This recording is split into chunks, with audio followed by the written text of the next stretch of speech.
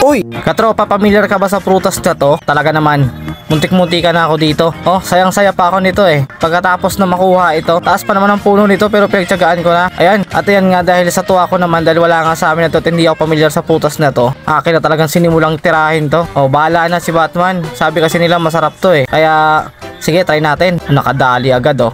Sabi kasi nila ito daw yung prutas na Eva at ni Adan. Yung malalaman mo ang masama at mabuti. Di joke lang. Para baga itong rambutan. Ayan, dinalawang tangkay ko na.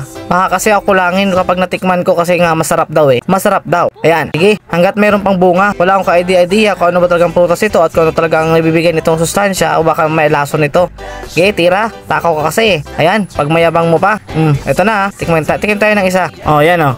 Kunwari pa to. Gusto mo lang rin naman hinog lang eh. Piliin mo na yan. Medyo madali lang naman siyang buksan. At saka ang ganda ng kulay niya kapag nabuksan ha. Baka alam nyo ako anong prutas to, sabihin nyo naman sa akin. Comment down below lang mga tropa. Papakita ko naman sa inyo eh. Ayan o, diba? Parang ang sarap-sarap tingnan no. Oh, daig pa niyang rambutan sa kulay niya. Parang may kaparehas to eh. Nakakita na ba kayo nung kape na hindi pa napaproseso, yung hindi pa binibilad? Ganito talaga siya oh. Ayan. Ganyan siya yung kape kapag hindi pa nabibilad eh. At ayan oh, ang lasa niya ay matamis na maasim-asim.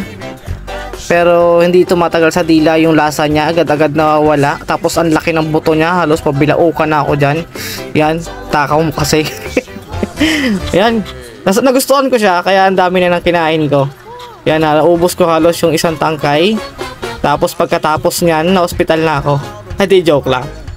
Ayan, nanamin muna natin ito. Habang pinapanood mo eh, pwede ka na mag-comment kung ano talagang prutas ito at baka meron to sa inyo. Or baka meron ito sa ibang bansa na hindi pa natin kilala dito sa ating bansa na prutas na ganito. Wala talaga kasi sa amin to eh. Dito lang to sa lugar na to, sa Aklan. Sa Aklan ko to nakita ang prutas na to. Nanggigigil na ako dito eh. Ang dami-dami na nakain ko. Wala nang imik-imik eh. Tira na lang tira, parang sarap runukin pati buto. Ayan, sabi kasi nila pagkain daw ito ni Eva at ni Adan eh. Kaya ito daw yung nakakapagbigay ng mahabang buhay tapos nakakapagbigay ng karunungan. Tingnan ko nga kung magiging marunong ako dito. Ayan.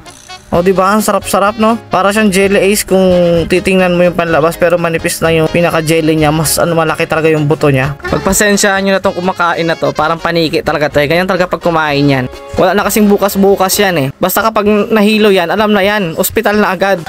Kaya paano? Sana mapollow nyo naman itong ating channel mga katropa. Papasupport naman ng ating channel. Pakishare lang rin ng ating video. At para sa mga sunod nating video, request lang kayo at ating gagawin. At maraming salamat na rin sa mga nagre-react, nagko-comment, nagfa-follow. Maraming salamat. At ang YouTube channel natin ay Ven Food Trip din. At yung ating Facebook page ay Ven Food Trip din. Pasupport na lang rin tayo. Thank you mga katropa. See you on the next video.